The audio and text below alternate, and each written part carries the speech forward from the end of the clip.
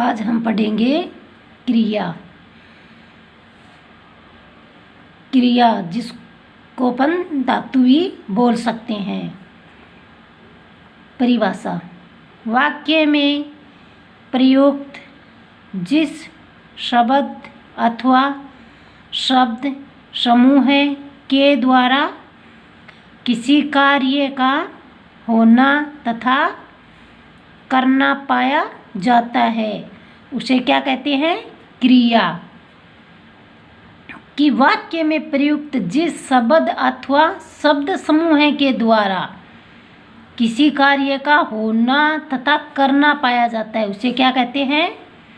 क्रिया। जैसे पढ़ना, लिखना, खेलना, कूदना, खाना, पीना, ये सब क्या है? क्रिया है।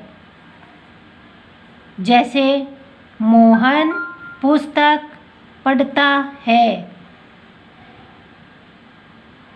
तो पढ़ना क्या हो गई? क्रिया। इस प्रकार राधिका खाना पका रही है, पकाना क्या हो गई? क्रिया। इस प्रकार जिस शब्द के द्वारा किसी कार्य का होना या करना पाया जाता है उसे अपन क्रिया कह सकते हैं। क्रिया के भेद है दो, एक सकर्मक क्रिया और एक अकर्मक क्रिया। कर्म या अर्थ की दृष्टि से क्रिया के दो भेद हैं ये, एक सकर्मक और एक अकर्मक। सकर्मक पहला कौन सा है? सकर्मक क्रिया। सकर्मक जिसमें कर्म प्रधान हो। जिस क्रिया के द्वारा कार्य का फल कर्ता पर न पड़कर कर्म पर पड़ता है। इसमें आ गया ना कि जिस क्रिया का फल कर्ता पर न पड़कर कर्म पर पड़ता है उसे अपन सकर्मक क्रिया कह सकते हैं। जैसे राम आम खाता है, तो अब खाता क्या हो गई? क्रिया। इसका फल किस पर पड़ रहा है? आम। कि राम ने क्या खाया है?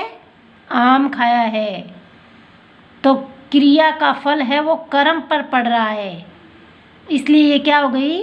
सकर्मक क्रिया।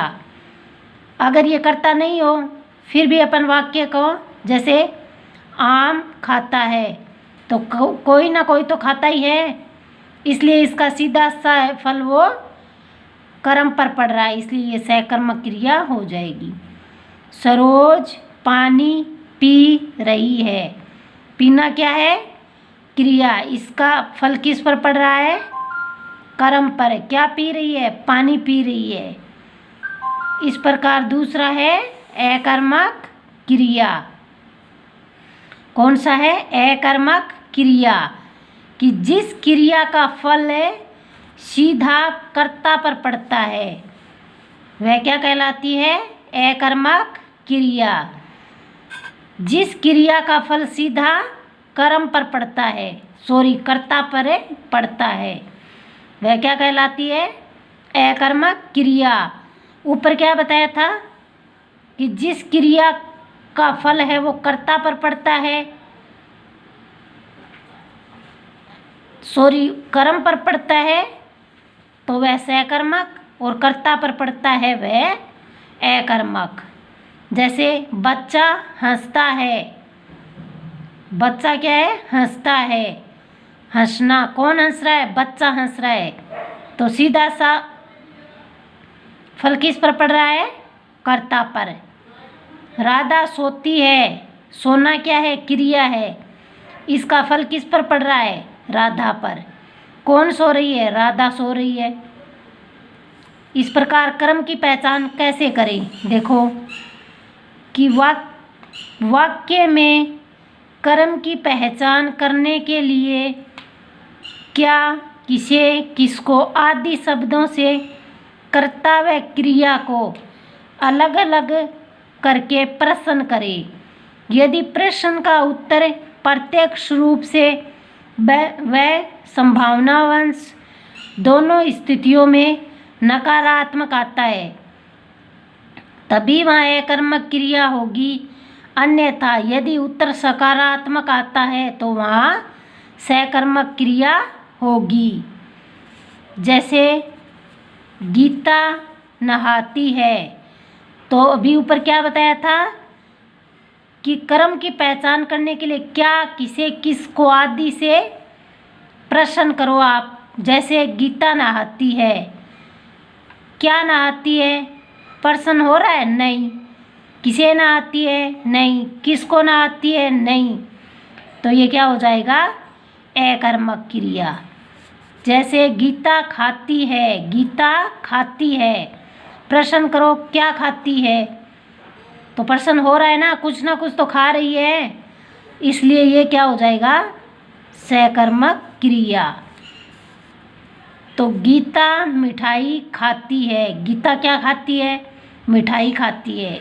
इस प्रकार ऊपर बताया है कि क्या, किसे, किसको आदि शब्दों से कर्ता व क्रिया को, जैसे कर्ता है गीता और क्रिया है खाना, कर्ता व क्रिया को अलग अलग करके प्रश्न करें, अलग अलग करके प्रश्न करें। यदि प्रश्न का उत्तर प्रत्यक्ष रूप से व संभावनावंश दोनों स्थितियों में नकारात्मक आता है तभी वहाँ अकर्मक क्रिया है, अन्यथा यदि उत्तर सकारात्मक आता है तो वहाँ सकर्मक क्रिया होगी। तो अभी मैंने बता दिया इसमें कि गीता मिठाई खाती है, तो इसमें क्या से प्रश्न किया, तो क्या खाती है, मिठाई खाती है।